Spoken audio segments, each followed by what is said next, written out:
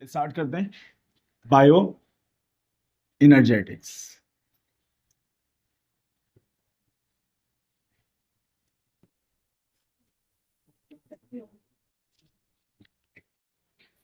What do you mean by energetics? Energetics का क्या मतलब होता है? एनर्जी को ट्रांसफॉर्म करना। Energetics is transformation of energy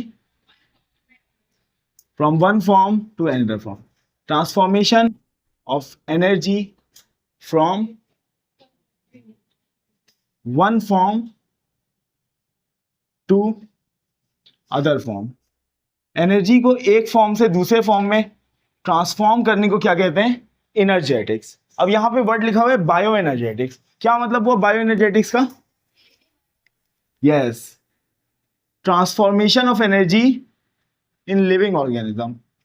transformation of energy in living organisms. ये पढ़ना है हमें लिविंग ऑर्गेनिज्म में ट्रांसफॉर्मेशन ऑफ एनर्जी को पढ़ना है इस चैप्टर में। अच्छा, लिविंग ऑर्गेनिजम्स के लिए एनर्जी की सोर्स क्या है? What is the source of energy for living organism? Yes, light. Yes, the only source of energy for living organisms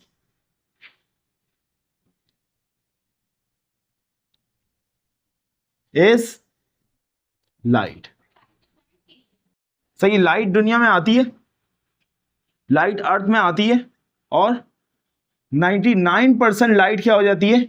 waste हो जाती है। क्या हो जाती है? Waste. Only 1% light is trap bye.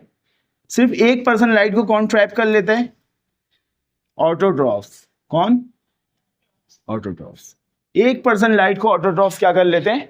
Trap कर लेते हैं। सही है। और ऑटोट्रॉफ्स कौन कौन से होते हैं? प्लांट्स, यस, एल्गी और साइनोबैक्टीरिया, फोटोसिंथेटिक बैक्टीरिया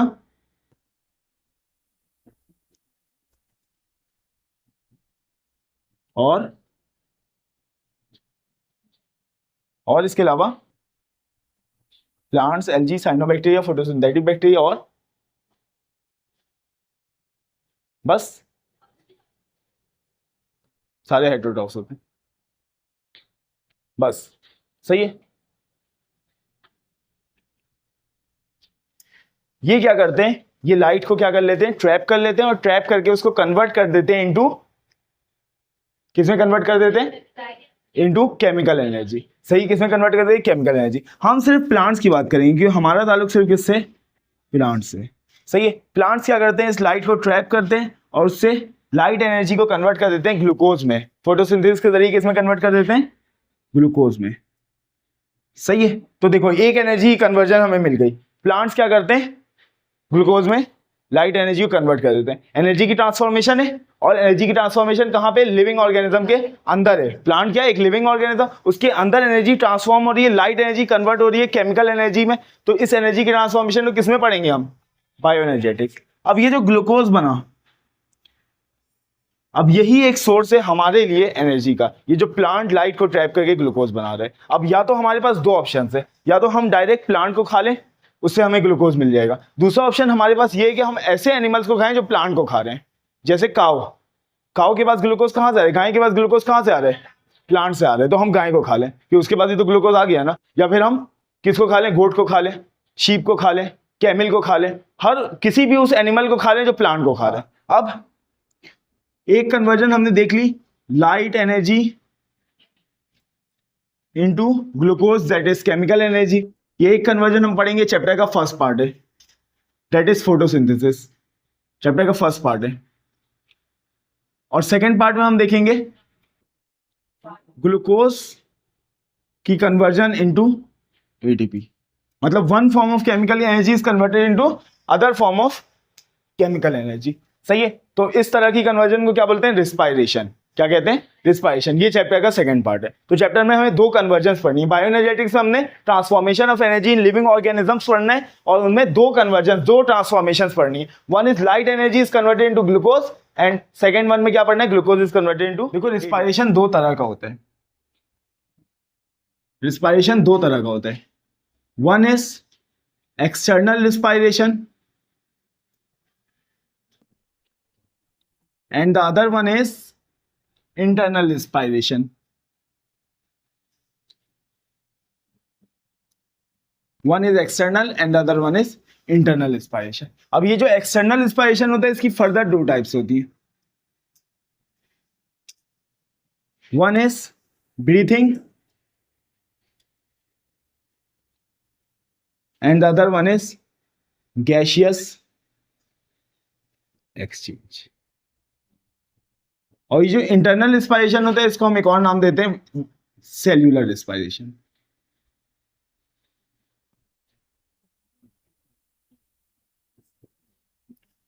सही है। तो रिस्पायरेशन ओवरऑल क्या होता है, रिस्पायरेशन हम कहते हैं एटमॉस्फेयर में मौजूद ऑक्सीजन को इस्तेमाल करके, एटमॉस्फेरिक ऑक्सीजन को इस्तेमाल करके हम एटीपी की प्रोडक्शन करते हैं। क्या करते हैं, एटीपी की प्रोडक्शन। जब भी हम एटमॉस्फेरिक ऑक्सीजन को इस्तेमाल करके एटीपी की प्रोडक्शन करते हैं हम इस प्रोसेस को क्या बोलते हैं, रेस्पायरेशन बोलते हैं। अब ये देखो ब्रीथिंग में क्या होती है, सिर्फ वेंटिलेशन होती है, सिर्फ क्या होती है, वेंटिलेशन। मगर जब हम ब्रीथ इन करते हैं यानी एयर को इनहेल करते हैं तो एयर कहां पे आ जाते हैं, हमारे एल्विलाई में। सही है, एयर कहां जाते हैं, एल्विलाई में, और इसके गिर्द जारी होती है ब्लड वेसल्स। क्या जारी होती है, ब्लड वेसल्स। अब एल्विलाई में ऑक्सीजन की कंसंट्रेशन बहुत ज्यादा होती है क्योंकि एयर में 21% ऑक्सीजन होता है और हमारे ब्लड से सारे ऑक्सीजन को सेल्स ने एक्सट्रैक्ट कर लिया होता है टू प्रोड्यूस एनर्जी। सही, एनर्जी को प्रोड्यूस करने के लिए ब्लड में मौजूद तमाम ऑक्सीजन को एक्सट्रैक्ट कर लिया गया होता है। तो ऑक्सीजन की कंसंट्रेशन ब्लड में क्या होती है, बहुत लो होती है। सही है, और कार्बन डाइऑक्साइड की कंसंट्रेशन क्या होती है, हाई होती है क्योंकि रिस्पायरेशन कर करके सारे सेल्स ने कार्बन डाइऑक्साइड को रिलीज कर दिया था। सही है, तो कार्बन डाइऑक्साइड की कंसंट्रेशन ज्यादा होती है और यहाँ कार्बन डाइऑक्साइड की कंसंट्रेशन क्या होती है, कम होती है। तो ब्रीथिंग क्या थी, breathing is just inhalation and exhalation. सही है, जब हम इनहेल करते हैं एयर को तो क्या होता है, ब्लड और एल्विलाई के दरमियान गैसेस एक्सचेंज होती हैं। ऑक्सीजन एल्विलाई से ब्लड में जाता है और कार्बन डाइऑक्साइड ब्लड से एल्विलाई में आता है। सही है, तो this exchange of gases is known as gaseous exchange. सही है, ऑक्सीजन कहां आ गया, ब्लड में आ गया, ऑक्सीजन ब्लड में आ गया। Atmospheric oxygen at the end of external respiration कहां पे आ गया, ब्लड में आ गया। अब सेलुलर रिस्पायरेशन क्या करता है, इस ब्लड में मौजूद ऑक्सीजन को इस्तेमाल करता है, इस ब्लड में मौजूद ऑक्सीजन को इस्तेमाल करता है और ग्लूकोज की ऑक्सीडेशन करता है और ग्लूकोज की ऑक्सीडेशन करके किस में कन्वर्ट कर देता है उसको, एटीपी में, कार्बन डाइऑक्साइड में और वाटर में। आई समझ में बात। सही है, तो दिस इज सेल्यूलर रिस्पायरेशन। ये क्या है, सेल्यूलर रिस्पायरेशन, और ये क्या है, एक्सटर्नल रिस्पायरेशन।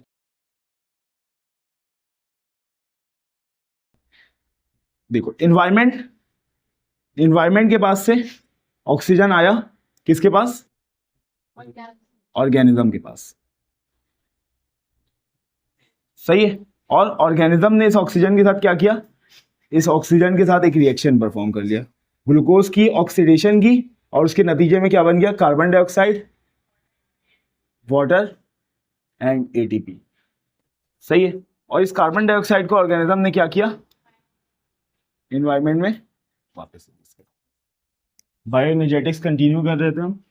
बायोएनर्जेटिक्स में आज पढ़ना है cellular respiration.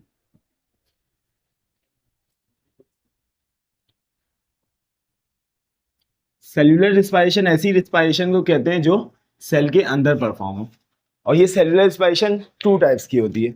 One is aerobic respiration and the other one is anaerobic respiration.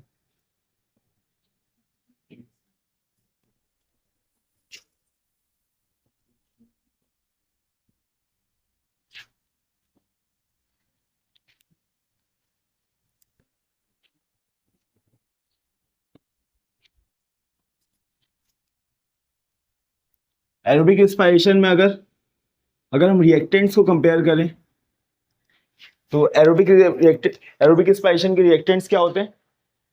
Glucose and oxygen, बिल्कुल, ग्लूकोज प्लस ऑक्सीजन। और अगर हम एनारोबिक रेस्पिरेशन की रिएक्टेंट्स की बात करें तो वो क्या होते हैं? सिर्फ ग्लूकोज, ओनली ग्लूकोज।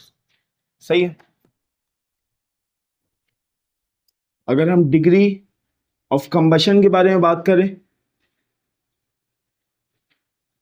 या फिर इसको कह सकते हैं डिग्री ऑफ ब्रेकडाउन, किस डिग्री तक ब्रेकडाउन होती है? तो एरोबिक रेस्पिरेशन में कंप्लीट ब्रेकडाउन होती है ग्लूकोज की, और एनारोबिक रेस्पिरेशन में इनकम्प्लीट या फिर पार्शियल ब्रेकडाउन होती है, पूरी तरीके से ब्रेकडाउन नहीं होता है ग्लूकोज। सही है। इसीलिए अगर हम प्रोडक्ट की बात करें इसकी, तो क्योंकि एरोबिक रेस्पिरेशन में कंप्लीट ब्रेकडाउन हो जाती है ऑक्सीजन की, तो हमें कार्बन डाइऑक्साइड और वाटर मिलता है एंड में। सही। आईटीपी तो मिलता है, वो तो एनर्जी है ना, उसको बाद में डिस्कस करते हैं। और एनारोबिक रेस्पिरेशन में क्योंकि इनकम्प्लीट कंबशन होती है, पूरी तरीके से कंबशन नहीं होती है, पूरी तरीके से ब्रेकडाउन नहीं होती है, तो एंड में हमें कार्बन डाइऑक्साइड और वाटर के बजाय लैक्टिक एसिड और इथेनॉल मिलता है, या तो इथेनॉल मिलता है या लैक्टिक एसिड मिलता है, क्योंकि कंप्लीट ब्रेकडाउन नहीं होती है ग्लूकोज की। सही है। अगर इन टर्म ऑफ एनर्जी बात करें, एनर्जी पे कंपेयर करें दोनों को, तो एरोबिक रेस्पिरेशन में हमें बहुत हाई एनर्जी मिलती है, दैट इज प्रोकैरियोटिक सेल में हमें मिलता है 38 एटीपी पर ग्लूकोज मॉलिक्यूल, और यूकैरियोटिक सेल में हमें क्या मिलता है? 36 एटीपी पर ग्लूकोज मॉलिक्यूल। सही है। यहीं पे अगर हम बात करें एनारोबिक रेस्पिरेशन में, तो यहाँ पे एनर्जी यील्ड बहुत कम होती है, लो होती है, और कितनी होती है? 2 एटीपी पर ग्लूकोज, 2 एटीपी पर ग्लूकोज, 2 एटीपी मिलता है हमें एनारोबिक रेस्पिरेशन में। सही है। अगर हम फेजेस के बारे में बात करें, तो एरोबिक रेस्पिरेशन के 4 फेजेस होते हैं। First one is glycolysis, second one is oxidation of pyruvate, जिसको हम कहते हैं link reaction, third one is Krebs cycle, बिल्कुल,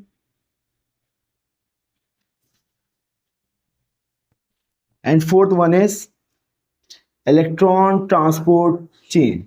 ये 4 स्टेप्स में ग्लूकोज की कंप्लीट ब्रेकडाउन होती है। सही है। Glycolysis, oxidation of pyruvate, Krebs cycle and electron transport chain. अगर हम एनारोबिक रेस्पिरेशन के फेजेस की बात करें, तो इसमें 2 ही फेज होते हैं। First is glycolysis. पहला फेज जो एनारोबिक रेस्पिरेशन में होता है, इसको कहते हैं ग्लाइकोलाइसिस, और सेकेंड फेज क्या होता है? रिडक्शन। सेकेंड फेज होता है रिडक्शन। सही है। ये जो एनारोबिक रेस्पिरेशन है, इसको हम दूसरा नाम देते हैं फर्मेंटेशन। सही है। फर्मेंटेशन। और ये टर्म फर्मेंटेशन किसने दी थी इसको? एनारोबिक रेस्पिरेशन को फर्मेंटेशन किसने कहा था? किस साइंटिस्ट ने सबसे पहले कहा था? डब्ल्यू पैस्चर, बिल्कुल सही। सही है। तो इसको लिख लो, एरोबिक रेस्पिरेशन। एरोबिक रेस्पिरेशन को हम 4 फेजेस में पढ़ेंगे। फर्स्ट वन इज ग्लाइकोलाइसिस, फिर हम पढ़ेंगे link reaction, that is oxidation of pyruvate, और फिर हम पढ़ेंगे क्रेब्स साइकिल, और लास्ट हम पढ़ेंगे इलेक्ट्रॉन ट्रांसपोर्ट चेन। तो सबसे पहले स्टार्ट कर देते हैं glycolysis.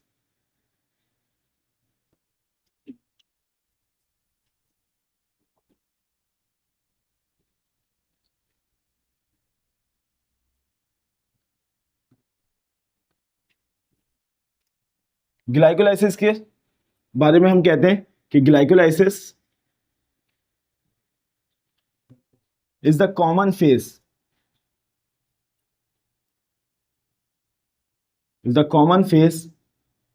of both aerobic and anaerobic respiration.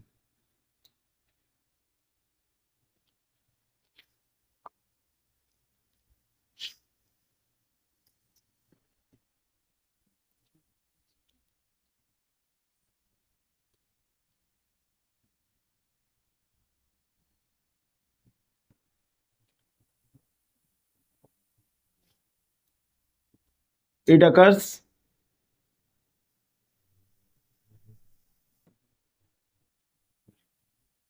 independent of oxygen. Oxygen के इंडिपेंडेंट होके होता है ग्लाइकोलाइसिस का प्रोसेस, अगर होता है ऑक्सीजन के इंडिपेंडेंट, मतलब ऑक्सीजन हो तब भी ग्लाइकोलाइसिस हो रही होती है और नहीं हो तब भी ग्लाइकोलाइसिस हो रही होती है। सही है। ग्लाइकोलाइसिस में ग्लूकोज की ब्रेकडाउन हो रही होती है, ग्लूकोज की ब्रेकडाउन हो रही होती है into pyruvate, pyruvate.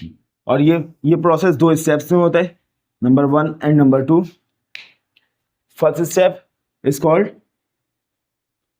Investment phase, या फिर इसको दूसरा क्या कह सकते हैं, या फिर इसको कह सकते हैं प्रिपरेटरी फेज।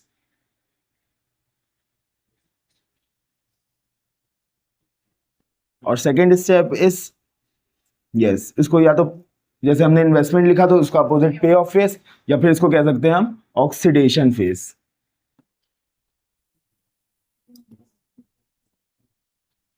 सही है। अच्छा, ग्लाइकोलाइसिस के बारे में याद रखना, ग्लाइकोलाइसिस में ग्लूकोज कन्वर्ट होता है पायरुवेट में, और किस तरह कन्वर्ट होता है, बाय ऑक्सीडेशन। मतलब ये एक ऑक्सीडेशन रिएक्शन है। क्या है? Oxidation reaction. सही है। ग्लाइकोलाइसिस में ग्लूकोज की ऑक्सीडेशन होती है, किस तरह होती है देखेंगे अभी। सबसे पहले स्टार्ट होता है रिएक्शन ग्लूकोज से। ग्लूकोज क्योंकि बहुत स्टेबल कंपाउंड है तो इसको डायरेक्टली हम पायरुवेट में कन्वर्ट नहीं कर सकते। सबसे पहले हम इसकी करते हैं फॉस्फोराइलेशन। सबसे पहले हम इसमें एक फॉस्फेट ऐड करते हैं एटीपी से। एटीपी अपना एक फॉस्फेट ट्रांसफर कर देता है ग्लूकोज को, और वो किस में कन्वर्ट हो जाता है, एटीपी खुद एडीपी में कन्वर्ट हो जाता है अपना एक फॉस्फेट लॉस करके, और ग्लूकोज कन्वर्ट हो जाता है ग्लूकोज 6 फॉस्फेट। सही है। फिर ये ग्लूकोज 6 फॉस्फेट आइसोमराइज होता है। सही है। यहां पे इसकी होती है आइसोमराइजेशन, और after isomerisation glucose 6 phosphate is converted into fructose 6 phosphate. इस 6 से क्या मुराद है यहाँ पे, इस 6 और इस 6 से 6 कार्बन पे फॉस्फेट ग्रुप लगा हुआ है। सही है। फ्रक्टोज 6 फॉस्फेट की अगेन फॉस्फोराइलेशन होती है बाय एटीपी, और एटीपी खुद कन्वर्ट हो जाता है एडीपी में। सही है। ये साइन होता है कि ये एटीपी रिएक्शन के अंदर जा रहे हैं और एडीपी रिएक्शन से बाहर आ रहे हैं। सही है। और फ्रक्टोज 6 फॉस्फेट कन्वर्ट हो जाता है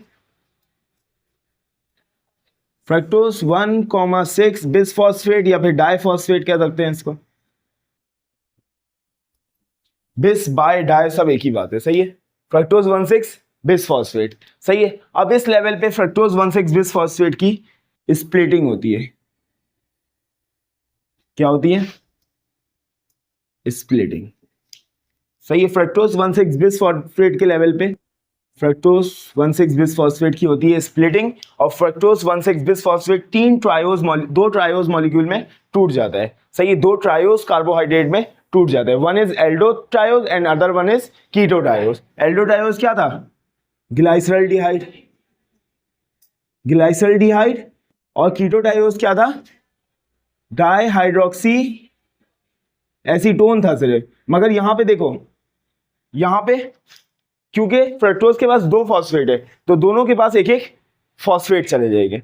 इसके बाद ही फॉस्फेट आ जाएगा, इसको हम कहते हैं 3 फॉस्फो ग्लाइसरल्डिहाइड।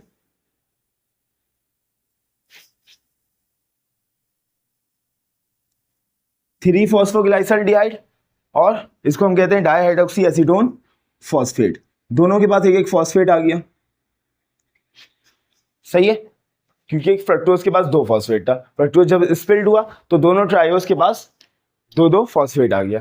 अब ये 6 कार्बन का था, फ्रक्टोज हमें सबको पता है हेक्सोज है, ये कन्वर्ट हो जाता है ट्रायोज में, दो ट्रायोज में।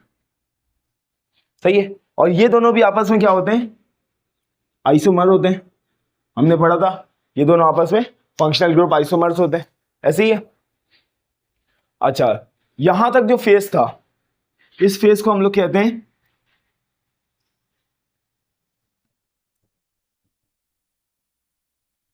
यहां तक के फेज को हम लोग कहते हैं प्रीपेरेटरी फेज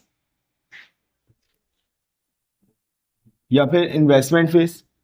इसको प्रिपेरेटरी फेज या इन्वेस्टमेंट फेज इसलिए कहते हैं क्योंकि यहाँ पे हम 2 एटीपी को इन्वेस्ट करते हैं इसमें। सही है, रिस्पायरेशन में हमें एटीपी बनानी थी मगर यहाँ पे हमने क्या किया, एटीपी को इन्वेस्ट किया। सही है, अब स्टार्ट होगा पे ऑफ फेज। सही है, इसको मिटा रहा हूं।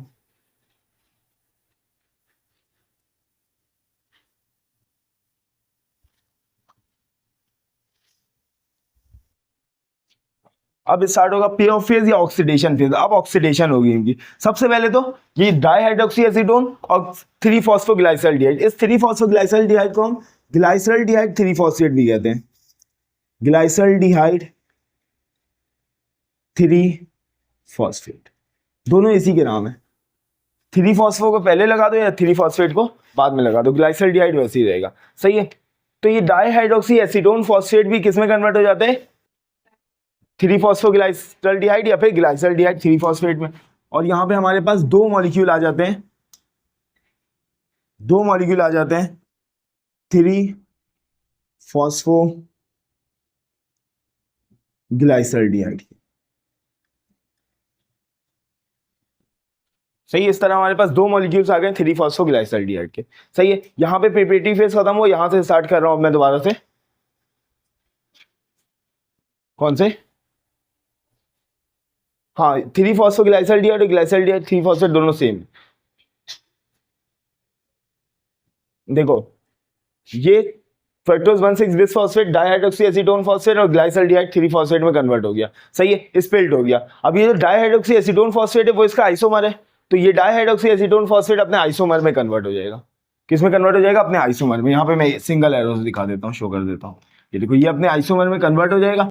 उसके बाद हमारे पास क्या आ जाएगा, 2 मॉलिक्यूल आ जाएंगे 3-फॉस्फोग्लाइसल्डिहाइड के। एक ये था, एक 3-फॉस्फोग्लाइसल्डिहाइड था और एक हमारे पास डाइहाइड्रोक्सी एसीटोन फॉस्फेट था। जब डाइहाइड्रोक्सी एसीटोन फॉस्फेट भी 3-फॉस्फोग्लाइसल्डिहाइड में कन्वर्ट हो गया तो एक पहले से था, तो कितने हो गए हमारे पास, 2 मॉलिक्यूल हो गए। बात समझ में आ गई। अब यहां से हम स्टार्ट करते हैं अपना oxidation phase.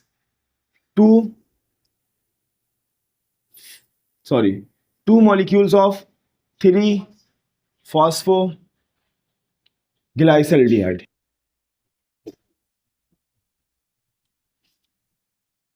2 molecules three phosphoglyceraldehyde convert हो जाता है किसमें, 2 मॉलिक्यूल्स ऑफ 1,3 बिसफॉस्फोग्लाइसरेट। कैसे कन्वर्ट होता है, सबसे पहले तो फॉस्फेट ऐड होगा। सही है, दो मॉलिक्यूल है तो यहाँ पे 2 इनऑर्गेनिक फॉस्फेट रिएक्शन में ऐड होते हैं, 2 इनऑर्गेनिक फॉस्फेट रिएक्शन में ऐड होते हैं। उसके अलावा क्या होता है, उसके अलावा साथ में इसकी होती है ऑक्सीडेशन। क्या होती है, ऑक्सीडेशन। कहाँ पे ऑक्सीडेशन हो रही है और कहाँ पे रिडक्शन हो रही है, इसको याद रखना। सही है, यहाँ पे इसकी होती है ऑक्सीडेशन। ऑक्सीडाइजिंग एजेंट हमारे पास है NAD पॉजिटिव, ये कन्वर्ट हो जाते हैं NADH+H पॉजिटिव में। सही है, NADH+H पॉजिटिव में। सही है, यहाँ पे इसकी ऑक्सीडेशन कैसे हुई, यहाँ पे इसकी ऑक्सीडेशन इस तरह हुई कि loss of hydrogen is oxidation, और 3-फॉस्फोग्लाइसल्डिहाइड से हमने क्या किया, हाइड्रोजन को निकाल लिया। NAD गया और NAD ने हाइड्रोजन को निकाल लिया। लॉस ऑफ हाइड्रोजन हुई इसकी, इस मॉलिक्यूल की, तो हम क्या कहेंगे, इस मॉलिक्यूल की ऑक्सीडेशन हो गई। सही है, क्लियर है। और इस तरह 2 मॉलिक्यूल NAD के आए क्योंकि 2 मॉलिक्यूल्स है हमारे पास, और 2 मॉलिक्यूल्स NADH+H पॉजिटिव बन गया हमारे पास। सही है, यहां पे लिख देता हूं, 2 मॉलिक्यूल बन गया। सही है, इसके बाद 1,3 बिसफॉस्फोग्लाइसरेट क्या करेगा, अब ये पे ऑफ फेज है तो यहां पे हमें मिलेंगे एटीपी। सही है, तो यहां पे इसकी क्या होगी, यहां पे इसकी सबस्ट्रेट लेवल फॉस्फोराइलेशन होगी।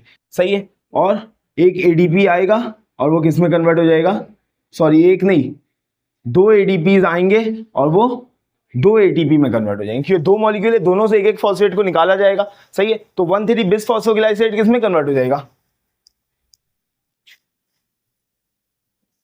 3-फॉस्फोग्लाइसरेट में। किस में कन्वर्ट हो जाएगा, 3-फॉस्फोग्लाइसरेट।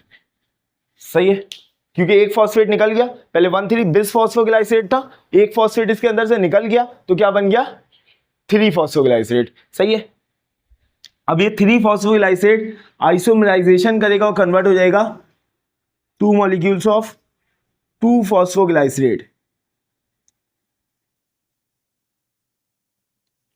मतलब फॉस्फेट की पोजीशन को बस इसने चेंज कर लिया। पहले तीसरे कार्बन फॉस्फोग्लाइसेट के तीसरे कार्बन में फॉस्फेट लगा हुआ था, अब कहां चला गया? दूसरे कार्बन में फॉस्फेट चला गया। सही है। अब इस आइसोमराइजेशन के बाद क्या होगा? ये कन्वर्ट हो जाएगा फॉस्फोइनॉल पाइरुवेट में। फॉस्फोइनॉल पाइरुवेट, यहां पे लॉस ऑफ वाटर होगी, डिहाइड्रेशन होगी, और डिहाइड्रेशन के बाद ये कन्वर्ट हो जाएगा फॉस्फोइनॉल पाइरुवेट में। अगेन यहां पे क्या होगी? सबस्ट्रेट लेवल फॉस्फोराइलेशन होगी। यहां पे 2 मॉलिक्यूल्स हैं फॉस्फोइनॉल पाइरुवेट के, 2 मॉलिक्यूल्स आएंगे एडीपी के और वो कन्वर्ट हो जाएंगे 2 मॉलिक्यूल्स ऑफ एटीपी में, और इस तरह फॉस्फोइनॉल पाइरुवेट किस में कन्वर्ट हो जाएगा? पाइरुवेट में। That is the end product of glycolysis. सही है। तो अब ये जो फेज है यहां से स्टार्ट हो रहा है और यहां पे जो फेज खत्म हो रहा है, दिस इज ऑक्सीडेटिव फेज। सही है। इसको मैं इस तरह लिखता हूं,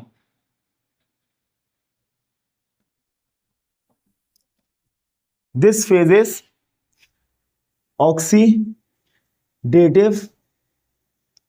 फेज। ये फेज क्या है? ऑक्सीडेटिव फेज है, क्योंकि यहां पे क्या हो रही है? ऑक्सीडेशन हो रही है। सही है। तो ये ऑक्सीडेटिव फेज है और यहाँ पे इसको हम पे ऑफ फेज भी बोलते हैं, क्योंकि यहाँ पे हमें एटीपी। अच्छा, हमने एरोबिक रेस्पिरेशन स्टार्ट की थी, तो एरोबिक रेस्पिरेशन में हमने पढ़ ली ग्लाइकोलाइसिस। सही है। अब देखो, अब जो पाइरुवेट बना है, इस पाइरुवेट के पास 2 रास्ते हैं। या तो ये पाइरुवेट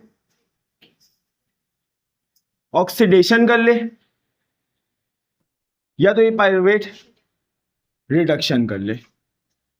ऑक्सीडेशन ये करता है in the presence of oxygen, in the presence of oxygen, और रिडक्शन ये करता है in the absence of oxygen, in the absence of oxygen। सही है। अच्छा, ऑक्सीडेशन अगर ये करता है पाइरुवेट, तो ये ऑक्सीडेशन करके कन्वर्ट हो जाता है एसिटाइल कोएंजाइम ए में, एसिटाइल को ए। और अगर ये रिडक्शन करता है तो इसमें 2 पॉसिबिलिटीज हैं, reduction with decarboxylation and reduction without decarboxylation. सही है। अगर ये रिडक्शन करता है और रिडक्शन के साथ डीकार्बोक्सिलेशन भी करता है, अच्छा, reduction in the absence of oxygen है, तो इसका मतलब रिडक्शन इज एनारोबिक रेस्पिरेशन। जब भी पाइरुवेट, ग्लाइकोलाइसिस तो कॉमन था, पाइरुवेट को अगर एनारोबिक रेस्पिरेशन करनी होगी तो वो रिडक्शन करेगा अपनी, और पाइरुवेट को अगर एरोबिक रेस्पिरेशन करनी होगी तो वो क्या करेगा? ऑक्सीडेशन करेगा। तो अगर रिडक्शन कर रहे हैं विद डीकार्बोक्सिलेशन तो वो कन्वर्ट हो जाता है इथेनॉल में या इथाइल अल्कोहल में, और अगर ये रिडक्शन कर रहे हैं विदाउट डीकार्बोक्सिलेशन तो ये कन्वर्ट हो जाता है लैक्टिक एसिड में। तो इस तरह इसके पास 3 पाथवेज हो गए। कितने पाथवेज हो गए पाइरुवेट के पास? 3 पाथवे। सही है। अगर ऑक्सीडेशन करता है तो एसिटाइल को है, और ऑक्सीडेशन सिर्फ एरोबिक रेस्पिरेशन में करता है पाइरुवेट। सही है। अगर पाइरुवेट रिडक्शन करता है और साथ में डीकार्बोक्सिलेशन भी करता है तो कन्वर्ट हो जाता है इथेनॉल में, और अगर पाइरुवेट रिडक्शन करता है और साथ में डीकार्बोक्सिलेशन नहीं करता है तो कन्वर्ट हो जाता है लैक्टिक एसिड में। ये दोनों पाथवेज एनारोबिक रेस्पिरेशन के हैं, क्योंकि ये in the absence of oxygen. सही है। तो पाथवेज याद रखना। अभी हम ऑक्सीडेशन ऑफ पाइरुवेट डिस्कस करेंगे, क्योंकि अभी हमने स्टार्ट किया हुआ है एरोबिक रेस्पिरेशन। एनारोबिक रेस्पिरेशन हम अभी नहीं पढ़ रहे हैं। सही है। ऑक्सीडेशन ऑफ पाइरुवेट,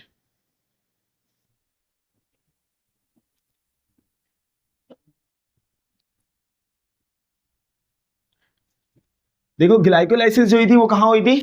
साइटोप्लाज्म में। ग्लाइकोलाइसिस साइटोप्लाज्म में हुई थी। एरोबिक रेस्पिरेशन में 4 फेजेस होते हैं, ग्लाइकोलाइसिस,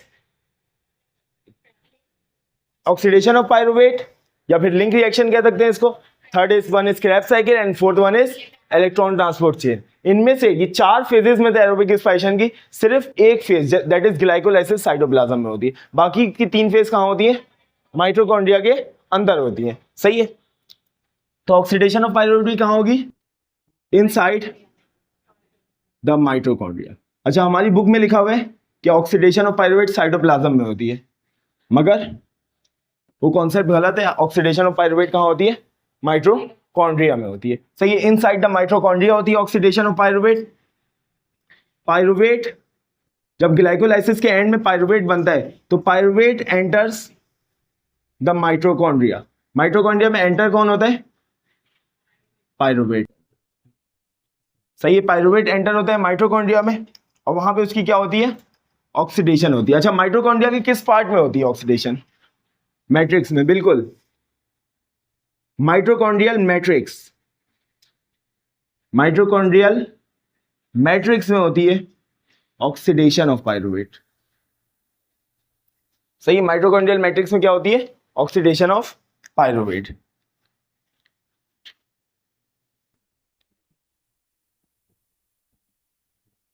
सबसे पहले पायरुवेट की होती है डीकार्बोक्सिलेशन। क्या होती है? डीकार्बोक्सिलेशन, यानी कार्बन डाइऑक्साइड रिलीज होता है। और पायरुवेट एक 3 कार्बन कंपाउंड है, 3 कार्बन कंपाउंड है। ये पायरुवेट कार्बन डाइऑक्साइड रिलीज हो गया, मतलब 1 कार्बन रिलीज हो गया, तो अब ये किसमें कन्वर्ट हो जाएगा? एक 2 कार्बन कंपाउंड में, and that 2 carbon compound is known as acetaldehyde, जिसको इथेनॉल भी कहते हो तुम लोग केमिस्ट्री में, ऐसी है ना। तो पायरुवेट 3 कार्बन कंपाउंड है, क्योंकि 1 कार्बन डाइऑक्साइड रिलीज हो गया, डीकार्बोक्सिलेशन हो गई, तो ये कन्वर्ट हो गया 2 कार्बन कंपाउंड में, दैट इज एसिटल्डिहाइड। और फिर इस एसिटल्डिहाइड की ऑक्सीडेशन होती है। क्या होती है? ऑक्सीडेशन। जैसा कि हेडिंग में भी हम देख रहे हैं, ऑक्सीडेशन ऑफ पायरुवेट। और ऑक्सीडेशन के लिए हमें चाहिए होगा एक oxidising agent. And what is oxidising agent? NAD positive. This is oxidising agent. ये ऑक्सीडाइजिंग एजेंट इस एसिटल्डिहाइड की क्या करेगा? ऑक्सीडेशन। और ये ऑक्सीडेशन करेगा तो खुद क्या हो जाएगा? रिड्यूस हो जाएगा, अपनी रिडक्शन करेगा और कन्वर्ट हो जाएगा NADH प्लस H पॉजिटिव में। सही है, NADH प्लस H पॉजिटिव में कन्वर्ट हो जाएगा। पायरुवेट की डीकार्बोक्सिलेशन हुई, एसिटल्डिहाइड बना, एसिटल्डिहाइड की ऑक्सीडेशन हुई, और ऑक्सीडेशन में ऑक्सीडाइजिंग एजेंट कौन था? NAD positive. NAD positive convert हो गया NADH प्लस H पॉजिटिव में, और एसिटल्डिहाइड कन्वर्ट हो गया एसिटाइल में। किस में कन्वर्ट हो गया? एसिटाइल में। अब इस एसिटाइल में होती है कोएंजाइम एक ही एंट्रेंस। सही है, इस एसिटाइल में एंटर कौन सा एंजाइम होता है? कोएंजाइम ए, और एसिटाइल कन्वर्ट हो जाता है into acetyl coenzyme A. Acetyl coenzyme A. समझ में आई बात? आई समझ में बात? अभी एसिटाइल को ए कितने कार्बन कंपाउंड है? कितना कार्बन कंपाउंड है? 2 कार्बन कंपाउंड है।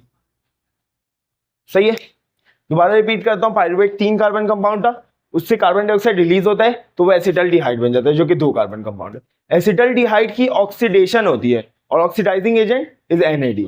NAD इस एसिटल्डिहाइड के अंदर से 2 हाइड्रोजन मॉलिक्यूल को रिमूव, 2 हाइड्रोजन एटम को रिमूव कर देता है, and loss of hydrogen is oxidation. तो हम कहते हैं एसिटल्डिहाइड की ऑक्सीडेशन हो गई इनटू एसिटाइल। सही है, और फिर एसिटाइल के अंदर कोए ऐड होता है और वो क्या बन जाता है? Acetyl CoA. तो इस तरह 3 कार्बन कंपाउंड जो कि पायरुवेट था वो कन्वर्ट हो जाता है 2 कार्बन कंपाउंड में बाय ऑक्सीडेशन। किस मेथड के जरिए? ऑक्सीडेशन के जरिए। चलो, अब हमने देख लिया कि हमारे पास ग्लाइकोलाइसिस के एंड में पायरुवेट बना, और पायरुवेट के एंड में क्या बना? पायरुवेट की ऑक्सीडेशन की हमने, और क्या बन गया? Acetyl CoA. सही है, अब वो एसिटाइल कोए किस में एंटर हो जाएगा? क्रेब्स साइकिल में। देखो, क्रेब्स साइकिल एक साइकिल चल रही होती है, उसमें सबसे पहला कंपाउंड होता है ऑक्सैलो एसीटेट। सबसे पहला कंपाउंड होता है हमारे पास ऑक्सैलो एसीटेट। ये ऑक्सैलो एसीटेट कन्वर्ट हो जाता है सिट्रेट में, या सिट्रिक एसिड भी कह सकते हैं इसको। ये ऑक्सैलो एसीटेट सिट्रेट में कन्वर्ट हो जाता है। सही है, अच्छा, जब ये ऑक्सैलो एसीटेट सिट्रेट, ये ऑक्सैलो एसीटेट जो होता है ये 4 कार्बन कंपाउंड होता है, 4 कार्बन कंपाउंड होता है। सही है, और ये जो सिट्रेट होता है ये कितने कार्बन कंपाउंड होता है? 6 कार्बन कंपाउंड होता है। तो यहाँ पे 2 कार्बन का गैप आ रहा है। इधर देखो, ऑक्सैलो एसीटेट 4 कार्बन कंपाउंड है, सिट्रेट 6 कार्बन कंपाउंड है। ऑक्सैलो क्रेब्स साइकिल में ऑक्सैलो एसीटेट सिट्रेट में कन्वर्ट हो जाता है। सही है, 2 कार्बन कहां से आते हैं? एसिटाइल कोए इसमें यहाँ पे एंटर होते हैं और कोए रिलीज हो जाता है, एसिटाइल इस रिएक्शन के अंदर चले जाता है और 4 कार्बन कंपाउंड किसमें कन्वर्ट हो जाते हैं, 6 कार्बन कंपाउंड में, डेट इज सिट्रेट। फिर ये सिट्रेट कन्वर्ट हो जाता है अपने आइसोमर में जिसका नाम है आइसोसिट्रेट, सही है। और फिर ये आइसोसिट्रेट ऑक्सीडेटिव डीकार्बोक्सिलेशन करते हैं, क्या करते हैं, ऑक्सीडेटिव डीकार्बोक्सिलेशन, यानी ये आइसोसिट्रेट 2 रिएक्शन परफॉर्म करता है, one is oxidation reaction and the other one is decarboxylation reaction, सही है। तो आइसोसिट्रेट में से कार्बन डाइऑक्साइड रिलीज हो जाता है और साथ में इसकी क्या होती है, ऑक्सीडेशन होती है, oxidising agent, yes, NAD is oxidising agent here, NAD positive, और ये बना लेते हैं NADH प्लस H, सही है। और आइसोसिट्रेट कन्वर्ट हो जाता है जो कि एक 6 कार्बन, आइसोसिट्रेट कितने कार्बन कंपाउंड था, 6 कार्बन कंपाउंड था, तो एक कार्बन डाइऑक्साइड रिलीज हो गया और आइसोसिट्रेट कन्वर्ट हो गया अल्फा कीटो ग्लूट्रेट, अल्फा कीटो ग्लूट्रेट में, सही है, यस। दोबारा से अगेन वही रिएक्शन होगा विच इज ऑक्सीडेटिव डीकार्बोक्सिलेशन। अच्छा, यहां पे एक कार्बन डाइऑक्साइड क्योंकि रिलीज हो गया तो 6 कार्बन कंपाउंड किसमें कन्वर्ट हो जाएगा, 5 कार्बन कंपाउंड में, बिल्कुल सही। अब दोबारा से वही हरकत होगी कि एक कार्बन डाइऑक्साइड रिलीज हो जाएगा और इसकी ऑक्सीडेशन हो जाएगी, दोबारा से ऑक्सीडेटिव डीकार्बोक्सिलेशन होगी, ऑक्सीडेटिव डीकार्बोक्सिलेशन,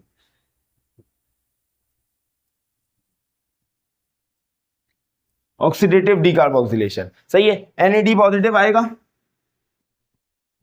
और NADH plus H positive remove हो जाएगा। अगेन दोबारा बता रहा हूं कि यहाँ ऑक्सीडेशन कैसे हो रही है, इस तरह हो रही है कि NAD ने अल्फा कीटो ग्लूटेट से 2 हाइड्रोजन मॉलिक्यूल को, 2 हाइड्रोजन एटम को निकाल लिया और लॉस ऑफ हाइड्रोजन होती है ऑक्सीडेशन, तो इसलिए अल्फा कीटो ग्लूटेट की ऑक्सीडेटिव डीकार्बोक्सिलेशन, साथ में कार्बन डाइऑक्साइड रिलीज भी हो रही है तो ऑक्सीडेशन भी हो रही है और डीकार्बोक्सिलेशन भी हो रही है। अब ये 5 कार्बन कंपाउंड जब इसकी ऑक्सीडेशन हो जाएगी और डीकार्बोक्सिलेशन हो जाएगी तो ये किसमें कन्वर्ट हो जाएगा, 4 कार्बन कंपाउंड में, सही है। और साथ में यहाँ पे एक और चीज ऐड होती है, यहाँ पे ऐड होता है कोएंजाइम A, सही है, और ये कन्वर्ट हो जाता है ये मॉलिक्यूल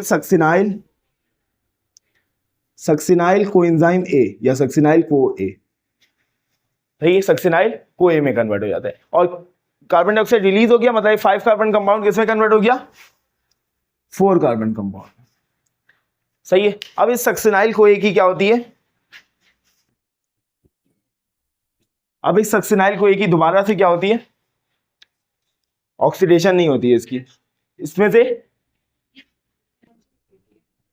से सबसे पहले तो कोएंजाइम A रिलीज हो जाता है, सही है। और यहां पे एक नई चीज होती है, यहां पे होती है सबस्ट्रेट लेवल फॉस्फोराइलेशन, क्या होती है, सबस्ट्रेट लेवल फॉस्फोराइलेशन।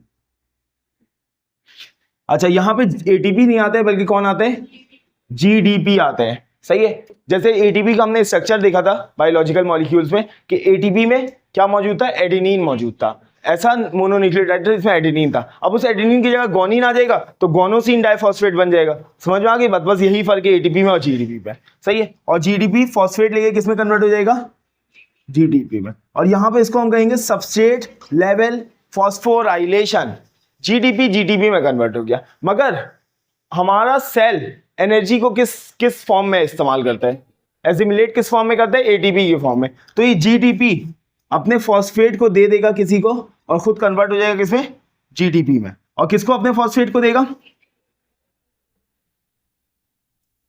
ADP को, और ADP किसमें कन्वर्ट हो जाएगा, ATP में। तो देखो GDP एक फॉस्फेट लिया और GDP में कन्वर्ट हो गया, और GDP अपना फॉस्फेट दे दिया ADP को और ATP में कन्वर्ट हो गया, GDP दोबारा GDP में कन्वर्ट हो गया, GDP दोबारा GDP में कन्वर्ट हो गया। और सक्सिनाइल कोए इस सबस्ट्रेट लेवल फॉस्फोराइलेशन के बाद, ये सबस्ट्रेट लेवल फॉस्फोराइलेशन दोबारा बताता हूं, GDP आता है और GDP सक्सिनाइल खोए में से एक फॉस्फेट को निकालता है और जीटीपी में कन्वर्ट हो जाता है, और ये अपना फॉस्फेट दे देता है एडीपी को, और एडीपी एटीपी में कन्वर्ट होता है, और जीटीपी अपना फॉस्फेट देके वापस जीटीपी में कन्वर्ट हो जाता है। और सक्सिनाइल खोए इस substrate level phosphorylation and removal of coenzyme A के बाद कन्वर्ट हो जाते हैं सक्सिनेट या फिर सक्सिनिक एसिड में, सक्सिनेट में। और सक्सिनेट में कितने कार्बन कंपाउंड होगा? 4 कार्बन। इस सक्सिनेट की ऑक्सीडेशन होगी, और इस बार जो ऑक्सीडाइजिंग एजेंट है वो NAD नहीं होगा, FAD होगा। इस बार ऑक्सीडाइजिंग एजेंट FAD होगा, और वो ऑक्सीडाइज होके FADH2 बना लेगा। सही है, इस बार ऑक्सीडाइजिंग एजेंट FAD होगा, और सक्सिनेट की ऑक्सीडेशन कौन करा रहे? FAD। तो सक्सिनेट की ऑक्सीडेशन के बाद सक्सिनेट कन्वर्ट हो जाएगा इनटू फ्यूमरेट या फ्यूमेरिक एसिड, फ्यूमरेट या फिर फ्यूमेरिक एसिड। और फिर फ्यूमरेट के अंदर वाटर ऐड होगा, हाइड्रेशन होगी फ्यूमरेट की, और फ्यूमरेट कन्वर्ट हो जाएगा मेलेट में, और मेलेट की फिर से ऑक्सीडेशन होगी, और इस बार NAD होगा, NAD ही होगा, और वो बना लेगा NADH प्लस H पॉजिटिव। सही है, इस तरह मेलेट कन्वर्ट हो जाएगा ऑक्सैलो एसीटेट में। सही है, अब यहां पे हमें देखना क्या है? यहां पे हमें देखना है कौन कौन से लेवल पे ऑक्सीडेशन हुई है। First oxidation, second oxidation, third oxidation, fourth oxidation. सही है, इसको याद रखना कि क्रेब्स साइकिल में एक बार जब एसिटाइल कोई एंटर होता है, या एक बार क्रेब्स साइकिल जब चलती है, तो एक साइकिल में 4 ऑक्सीडेशन होती है। कितनी ऑक्सीडेशन होती है? 4 ऑक्सीडेशन होती है। और सबस्ट्रेट लेवल फॉस्फोराइलेशन कितनी बार होती है? एक बार होती है substrate level phosphorylation. Carbon dioxide कितनी बार रिलीज होता है? 2 बार। तो देखो, हमने देखा था कि एसिटाइल कोई एंटर हुआ था, इसमें कोई तो पहले ही रिमूव हो गया था, यहां पे भी कोई एंटर हुआ तो रिमूव हो गया। सही है, ये जो एसिटाइल था इसमें 2 कार्बन थे, और दोनों कार्बन क्या हो गए?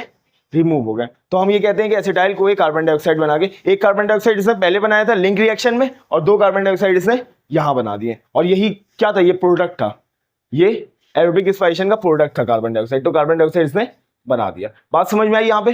तो यहाँ पे तुम लोगों को याद ये रखना है कि एक बार क्रेब्स साइकिल चलती है तो 4 बार ऑक्सीडेशन होती है, और एक बार सबस्ट्रेट लेवल फॉस्फोराइलेशन होती है, और 2 बार डीकार्बोक्सिलेशन होती है। यहां पे मैं लिख देता हूं, for one Krebs cycle, for one Krebs cycle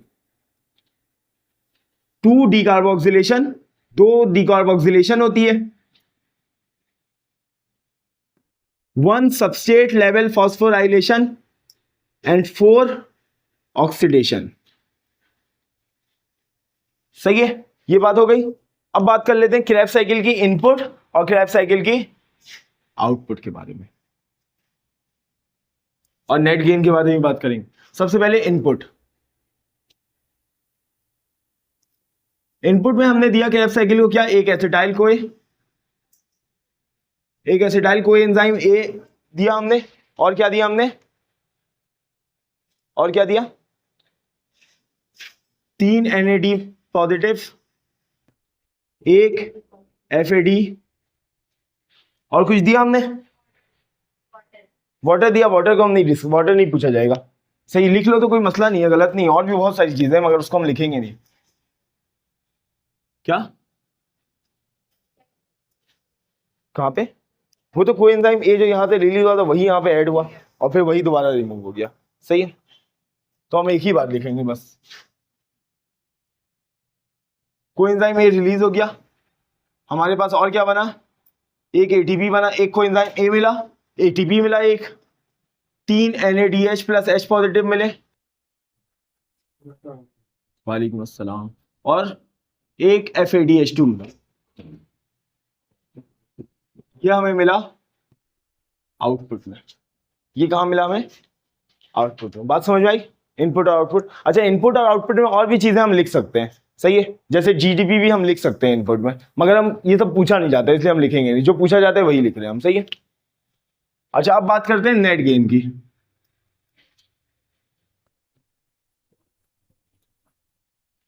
इसमें क्योंकि इसमें तो कुछ भी कंज्यूम नहीं होता है, तो जो हमें आउटपुट मिला वही क्या है? हमारा नेट गेन। सही है, नेट गेन में हमें ATP मिलता है, काम की चीज, 3 NADH प्लस H पॉजिटिव मिलता है और हमें एक FADH2 मिलता है। ये हमारा नेट गेन है, ये हमारा क्या है, नेट गेन है। समझ में आ गई बात? अच्छा, अब ये क्योंकि यहां पे क्रेब्स साइकिल में, अच्छा सबसे पहले क्रेब्स साइकिल को डिस्कवर किया था सर हैंस क्रैब ने, सर हैंस क्रैब, इसलिए हम इस साइकिल को बोलते हैं, उनको ऑनर देने के लिए क्रैब साइकिल। और क्योंकि क्योंकि पहला स्टेबल कंपाउंड क्या है, सिट्रिक एसिड। ऑक्सैलो एसिटेट के बाद पहला स्टेबल कंपाउंड जो बनता है वो सिट्रिक एसिड है, इसलिए हम इसको बोलते हैं सिट्रिक एसिड साइकिल। हाँ, और क्योंकि सिट्रिक एसिड में 3 कार्बोक्सिलिक एसिडिक ग्रुप होते हैं तो हम इसको क्या बोलते हैं, ट्राई कार्बोक्सिलिक साइकिल या TCA cycle, try carboxylic acid cycle, या फिर इसको हम TCA भी कह सकते हैं, TCA साइकिल। जो मैंने इनपुट आउटपुट और नेट गेन लिखा है ये फॉर वन क्रैब साइकिल लिखा है, फॉर वन क्रैब साइकिल। एक क्रैब साइकिल में हमें ये इनपुट देना होगा, ये आउटपुट मिलेगा और ये हमारा नेट गेन होगा। मगर फॉर वन ग्लूकोज मॉलिक्यूल, आजा, फॉर वन ग्लूकोज मॉलिक्यूल की अगर हम बात करें, एक ग्लूकोज मॉलिक्यूल की, तो यहां पे मैं लिख रहा हूं for one glucose molecule, for one glucose molecule cycle, yes, cycle should be repeated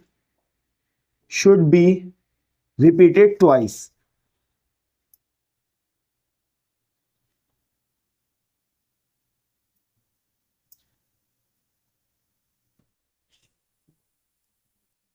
cycle should be repeated twice. एक ग्लूकोज मॉलिक्यूल की अगर हमें कंप्लीट क्रैब साइकिल में ऑक्सीडेशन करनी होगी, यहां पे क्या हो रही है, उसकी क्या हो रही है, एसिटाइल कोए की ऑक्सीडेशन हो रही है। ये देखो 4 जगह पे ऑक्सीडेशन हो रही है, तो यहाँ पे भी ऑक्सीडेशन हो रही है। तो अगर हम एक कंप्लीट ग्लूकोज मॉलिक्यूल की ऑक्सीडेशन करें तो ये साइकिल को कितनी बार चलना होगा, 2 बार चलना होगा। और जब ये साइकिल 2 बार चलेगा तो हमें कितनी एटीपी मिलेंगी, 2 ATPs। कितने NADH2 मिलेंगे, 6 NADH प्लस H पॉजिटिव। और कितने FADH2 मिलेंगे, 2 FADH2, अगर ये साइकिल 2 बार चलती है। सही है, अब स्टार्ट करते हैं। Electron transport chain.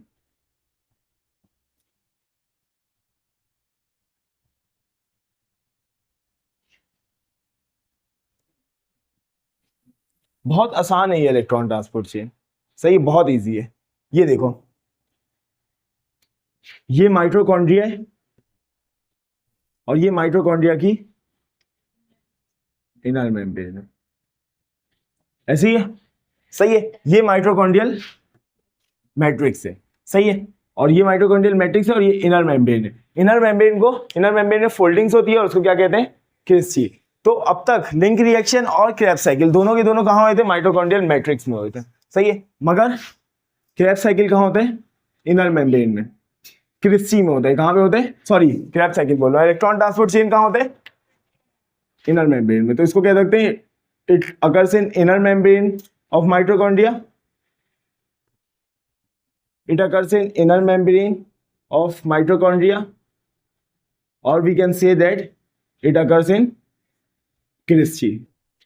ये क्रिस्टी में होता है, सही है।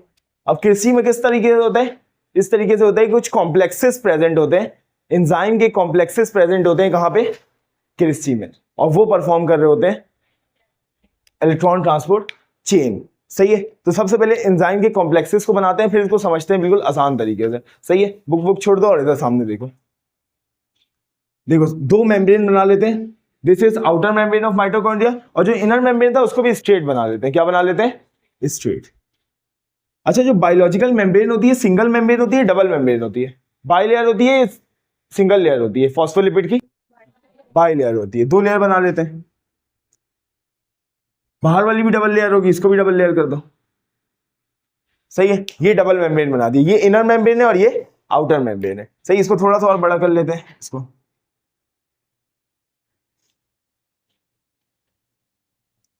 This is inner membrane and this is outer membrane. And ये क्या है बीच में? Inter membranes space.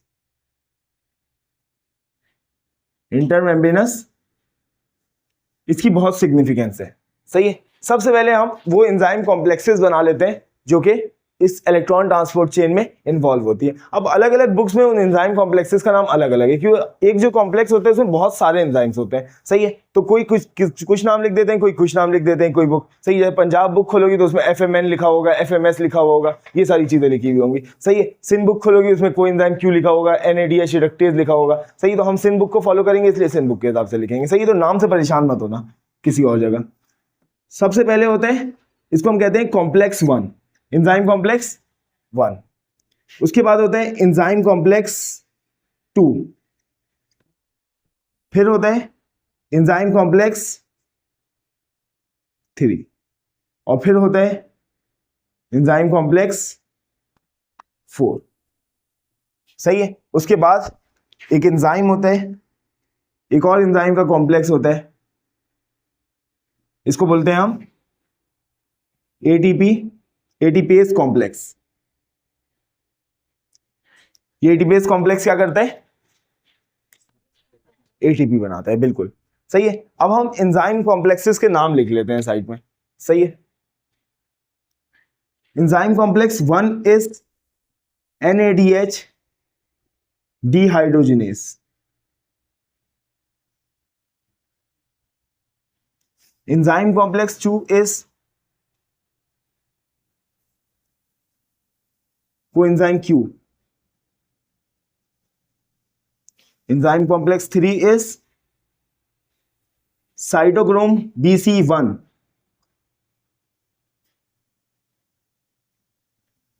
and enzyme complex 4 is cytochrome oxidase complex। और इस साइटोक्रोम ऑक्सीडेज कॉम्प्लेक्स को हम साइटोक्रोम A/A3 भी कह सकते हैं। सही है, क्योंकि इस साइटोक्रोम ऑक्सीडेज कॉम्प्लेक्स के अंदर साइटोक्रोम A भी होता है और साइटोक्रोम A3 भी होता है। इस साइटोक्रोम BC1 में साइटोक्रोम B भी होता है और साइटोक्रोम C भी होता है। इस कोएंजाइम Q में कॉम्प्लेक्स 2 में कोएंजाइम Q होता है और कॉम्प्लेक्स 1 में भी बहुत सारे कॉम्प्लेक्स का मतलब है कॉम्प्लेक्स 1, कॉम्प्लेक्स 2, कॉम्प्लेक्स 3, कॉम्प्लेक्स 4 का मतलब है कि एंजाइम के कॉम्प्लेक्सेस है, मतलब इसमें बहुत सारे एंजाइम्स है। एक जिसका हमने नाम लिखा है वो नहीं है, बल्कि बहुत सारे हैं, मगर हमने कुछ का नाम लिख एक का नाम लिख दिया सबका। सही है, तो इस कॉम्प्लेक्स में NADH डिहाइड्रोजिनेज है, इस कॉम्प्लेक्स में कोएंजाइम Q है, थर्ड कॉम्प्लेक्स में साइटोक्रोम BC1 है और फोर्थ कॉम्प्लेक्स में साइटोक्रोम ऑक्सीडेज से कॉम्प्लेक्स है और ये आखिरी में कौन है?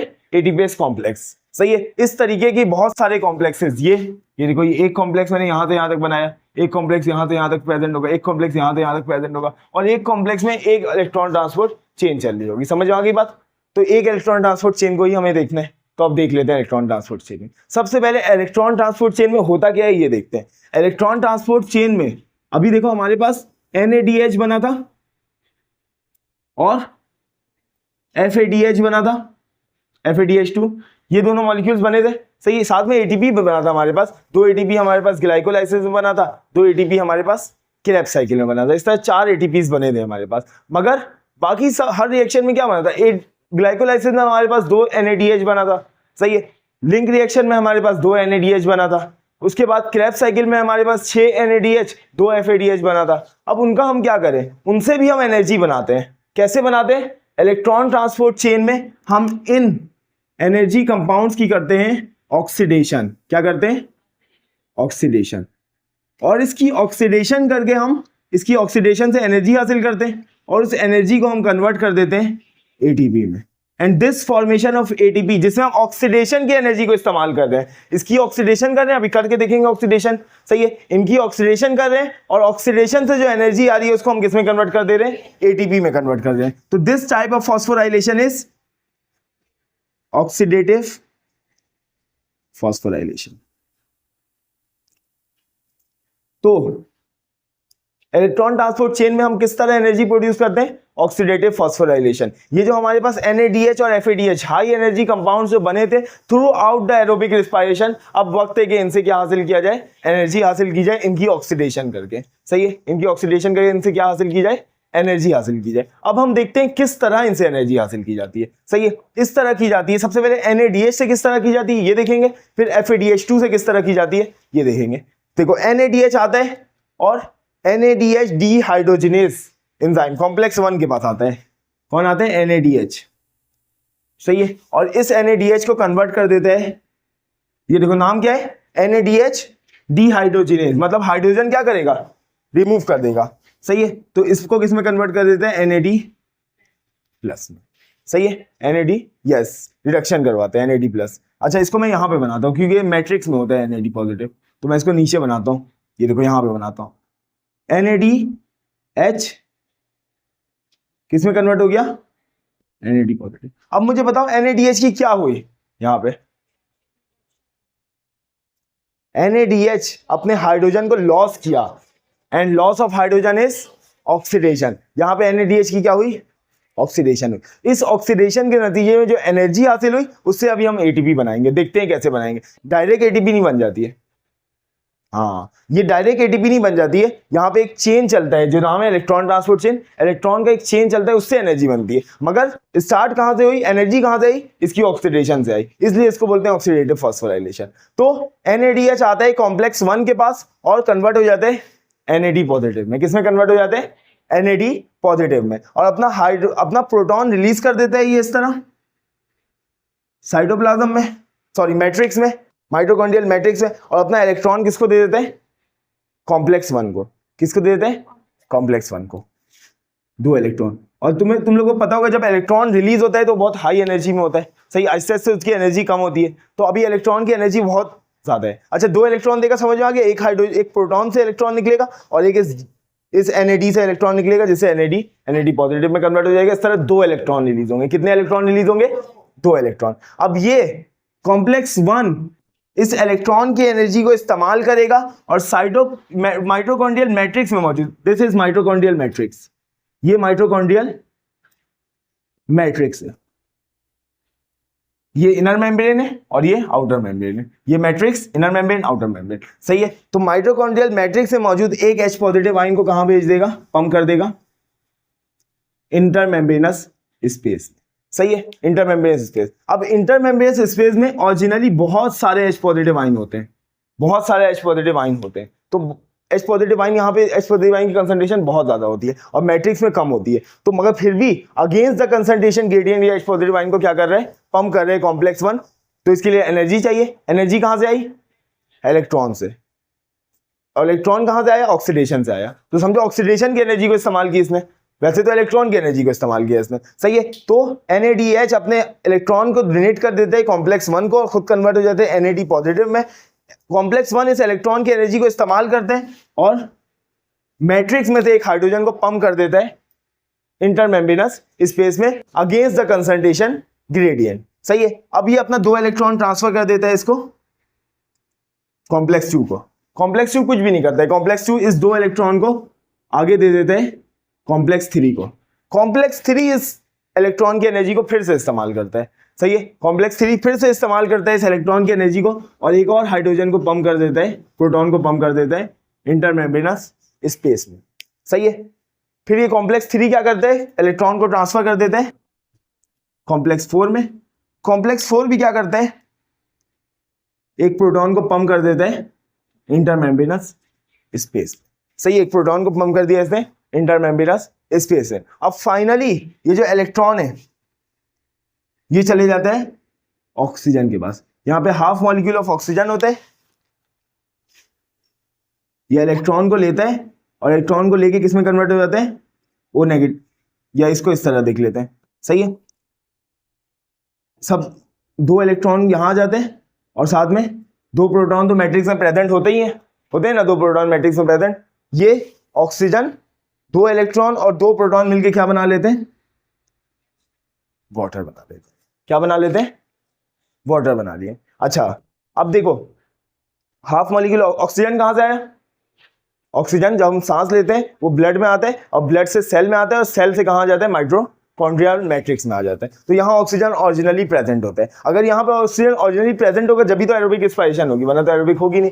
तो यहाँ पे ऑक्सीजन पहले से प्रेजेंट होता है और ये इलेक्ट्रॉन कॉम्प्लेक्स 1 से कॉम्प्लेक्स 2, कॉम्प्लेक्स 2 से कॉम्प्लेक्स 3, कॉम्प्लेक्स 3 से कॉम्प्लेक्स 4 और फिर कहाँ चले जाते हैं, ऑक्सीजन के पास चले जाते हैं। तो फाइनल एक्सेप्टर ऑफ इलेक्ट्रॉन कौन हुआ, दिस ऑक्सीजन। तो oxygen is the final acceptor of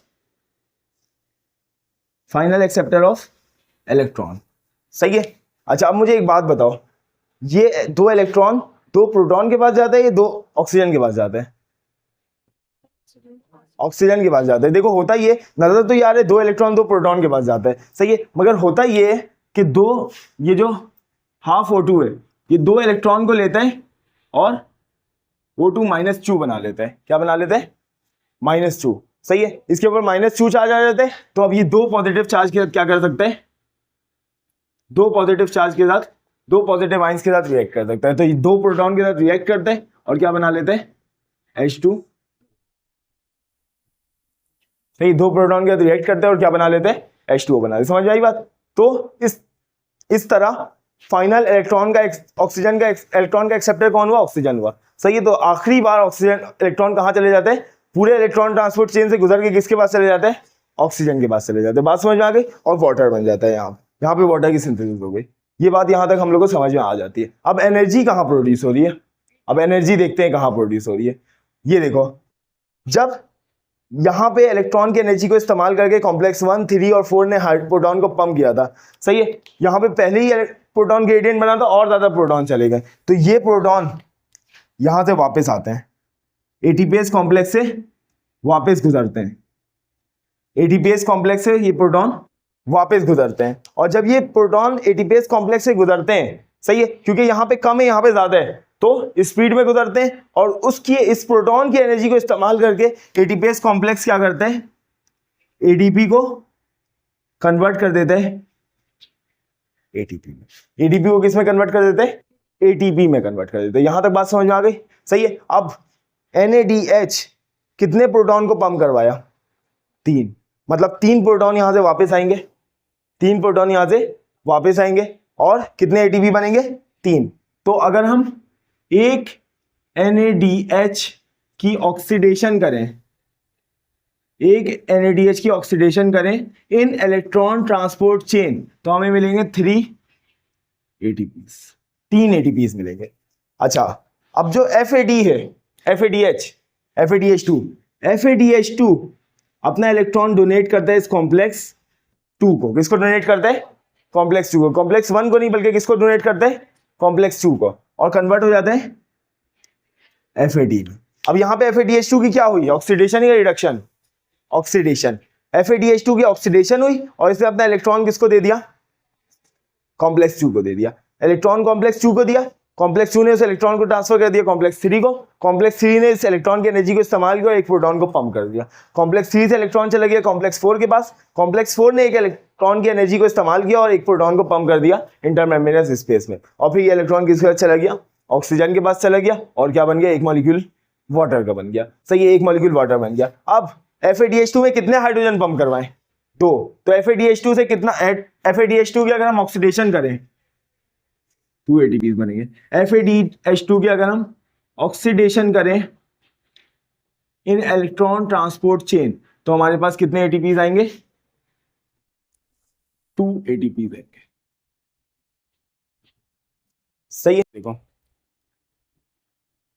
ये एक सेल है जहां पे क्या हो रही है, एरोबिक रेस्पिरेशन। सही है, जहां पे एरोबिक रेस्पिरेशन हो रही है। ये साइटोप्लाज्म है और ये क्या है, दिस वन इज माइटोकॉन्ड्रिया।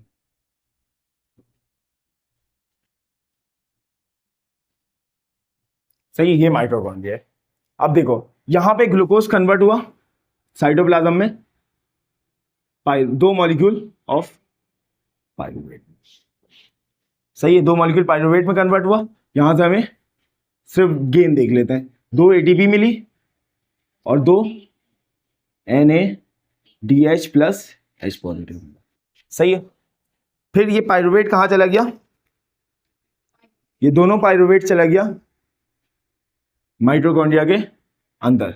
यहां पे इसने की लिंक रिएक्शन, पायरुवेट ने की लिंक रिएक्शन और पायरुवेट कन्वर्ट हो गया एसिटाइल कोएंजाइम ए में।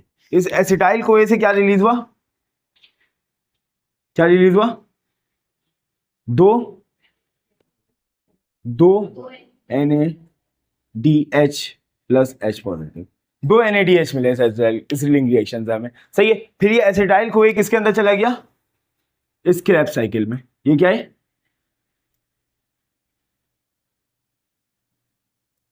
Krebs cycle. ये एसिटाइल कोए किसके अंदर चला गया, क्रेब्स साइकिल के अंदर चला गया। और क्रेब्स साइकिल से हमें मिले, दो बार क्रेब्स साइकिल चला कि दो एसिटाइल कोए बना, दो एसिटाइल कोए बना तो दो बार क्रेब्स साइकिल चला, और दो बार क्रेब्स साइकिल चलने से हमें दो ATP मिले, 6 NADH प्लस H पॉजिटिव मिला, दो FADH2 मिला। सही है, दो FADH2 मिला। टोटल हमें यहां से दो ATP और यहां से दो ATP, 4 ATP मिले पूरे एरोबिक रेस्पिरेशन से। दो NADH यहां से, दो यहां से, 4 NADH और 6 NADH क्रेब्स साइकिल से। कितने NADH मिले, 10 NADH में 10 NADH प्लस H पॉजिटिव मिले, और हमें क्रेब्स साइकिल से 2 FADH मिला। हमने ये बात देख ली, 4 ATP तो ऐसे ही आ जाएंगे 4 ATP। हमने ये बात देख ली कि एक NADH जब इलेक्ट्रॉन ट्रांसपोर्ट चेन से गुजारा जाता है तो कितने ATPs देता है, 3। तो 10 NADH कितना देगा, 30 ATP। एक FAD 2 ATP देता है इलेक्ट्रॉन ट्रांसपोर्ट चेन से जब गुजारा जाता है, तो 2 कितना देगा, 4 ATP। टोटल कितने बन जाएंगे, 38 ATP। मगर ये जो 38 ATP बनते हैं, it only occurs in prokaryotes, ये सिर्फ और सिर्फ प्रोकैरियोट्स में बनते हैं। अब देखते हैं क्यों।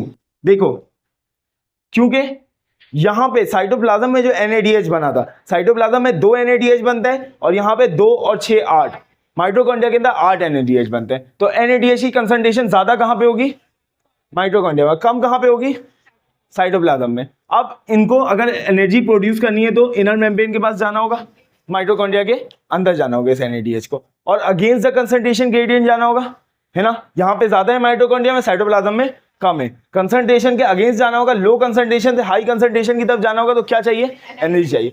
एक NADH को अंदर ले जाने के लिए 1 ATP चाहिए, 2 NADH को अंदर ले जाने के लिए 2 ATP चाहिए। तो 38 ATPs प्रोड्यूस हुए थे, इनमें से दो तो अंदर ले जाने में खर्च हो गए, तो 2 ATP माइनस कर देंगे इससे, तो 36 ATP। ये होगा किसमें, ये होगा यूकैरियोट्स में। अब प्रोकैरियोट्स में माइटोकॉन्ड्रिया होता ही नहीं है, तो प्रोकैरियोट्स में ग्लाइकोलाइसिस भी कहां होती है, साइटोप्लाज्म। क्रेब्स साइकिल भी कहां, लिंक रिएक्शन भी कहां होते हैं, साइटोप्लाज्म में। क्रेब्स साइकिल भी कहां होते हैं, साइटोप्लाज्म में। और इलेक्ट्रॉन ट्रांसपोर्ट चेन कहां होते हैं, प्रोकैरियोटिक सेल में इलेक्ट्रॉन ट्रांसपोर्ट चेन कहां होते हैं। याद करो, जब प्रोकैरियोटिक सेल का स्ट्रक्चर पढ़ा था तो हमने देखा था प्रोकैरियोटिक सेल में मेम्ब्रेन इन्वेजिनेट करती है और बनाती है मीजोसोम्स, और इन मीजोसोम्स के पास होता है रिस्पायरेटरी एंजाइम्स, और यहां पे क्या होता है, इलेक्ट्रॉन ट्रांसपोर्ट चेन होता है। तो हर चीज साइटोप्लाज्म में हुई और मीजोसोम से क्या कर दी, एनर्जी प्रोड्यूस कर दी। तो कहीं पे भी किसी को ट्रांसपोर्ट करने की जरूरत नहीं पड़ी, उनमें माइटोकॉन्ड्रिया होता ही नहीं है। तो इसलिए क्या उनमें कितने ATPs बनते हैं, 38 ATP। सही है, क्योंकि यहां से जो NADH बना और ये भी साइटोप्लाज्म में बना, ये भी साइटोप्लाज्म में गया, सब गया मीजोसोम के पास, और हमें पूरे ATP। चलो अभी स्टार्ट करते हैं एनाएरोबिक रिस्पायरेशन। एनाएरोबिक रिस्पायरेशन को हम एक और नाम देते हैं, क्या कहते हैं हम, फर्मेंटेशन। किसने दिया था ये टर्म, W पैस्चर ने। सही है। अब ये जो एनाएरोबिक रिस्पायरेशन है, ये 2 स्टेप्स में परफॉर्म होती है। First step is glycolysis and second step is reduction.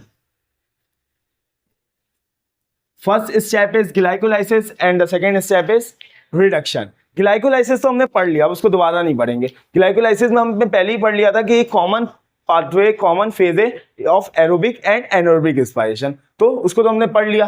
Glycolysis में हुआ ये था कि ग्लूकोज कन्वर्ट हो गया था पायरुवेट, ग्लूकोज कन्वर्ट हो गया था पायरुवेट। अब देखते हैं रिडक्शन।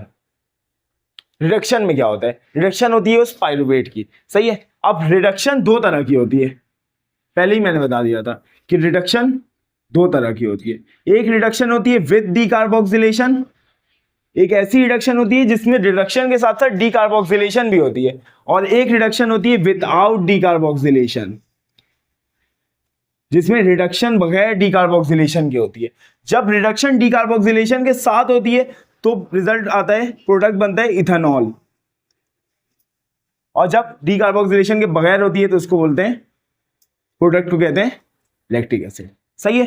तो ग्लूकोज से पायरुवेट बना, पायरुवेट की हम कर देते हैं रिडक्शन, सही है, पायरुवेट की कर देते हैं रिडक्शन। रिडक्शन के साथ अगर डीकार्बोक्सिलेशन भी कर दी हमने तो इथेनॉल बन गया, और अगर डीकार्बोक्सिलेशन नहीं की, सिर्फ रिडक्शन की, तो लैक्टिक एसिड बन गया। अब दोनों फर्मेंटेशन की टाइप्स है। इस तरह की फर्मेंटेशन को हम कहते हैं अल्कोहलिक फर्मेंटेशन,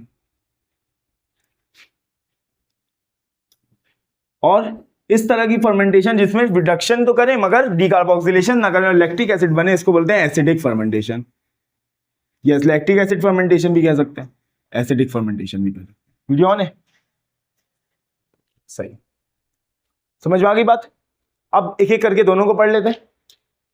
पहले एसिडिक फर्मेंटेशन को, अल्कोहलिक फर्मेंटेशन को पढ़ लेते हैं, फिर एसिडिक फर्मेंटेशन को पढ़ लेते हैं। ये जो इथेनॉल बनता है, अल्कोहलिक फर्मेंटेशन होती है, ये ईस्ट में होती है एंड सम बैक्टीरिया, और कुछ बैक्टीरिया में होती है। होता क्या है इसमें अल्कोहलिक फर्मेंटेशन में? अल्कोहलिक फर्मेंटेशन में पायरुवेट होता है सबसे पहले। कौन होता है? पायरुवेट। ग्लाइकोलाइसिस के बाद हमारे पास पायरुवेट ही प्रोडक्ट था। इस पायरुवेट को कन्वर्ट कर दिया जाता है किसमें? एसिटल डिहाइड में। पायरुवेट में 3 कार्बन थे, एसिटल डिहाइड में 2 कार्बन होते हैं। इस रिएक्शन को हमने लिंक रिएक्शन नहीं पढ़ा था। ये कैसे होते हैं? लॉस ऑफ कार्बन डाइऑक्साइड की वजह से होता है। कार्बन डाइऑक्साइड से लॉस होता है, 3 कार्बन कंपाउंड 2 कार्बन कंपाउंड में कन्वर्ट हो जाता है, पायरुवेट कन्वर्ट हो जाता है एसिटल डिहाइड में। बात समझ आ गई? अब इस एसिटल डिहाइड की हमने पहले क्या की थी, याद है? ऑक्सीडेशन कर दी थी, और ये एसिटाइल बन गया था, मगर वो एरोबिक कंडीशन थी, अभी एनारोबिक कंडीशन है। अब इस एसिटल डिहाइड की रिडक्शन कर देंगे। क्या कर देंगे? रिडक्शन कर देंगे। कौन करेगा रिडक्शन? NaDH, और वो कन्वर्ट हो जाएगा NAD में। देखो NaDH ने अपना हाइड्रोजन दे दिया इस रिएक्शन को, यानी एसिटल डिहाइड को, मतलब NaDH क्या हो गया? क्या हो गया? रिड्यूस हो गया। NaDH क्या हो गया? रिड्यूस हो गया, सही है। सॉरी, NaDH ऑक्सीडाइज हो गया। NaDH तो यहाँ पे रिड्यूसिंग एजेंट है ना, तो NaDH खुद ऑक्सीडाइज हो गया, मगर NaDH ने एसिटल डिहाइड को क्या कर दिया?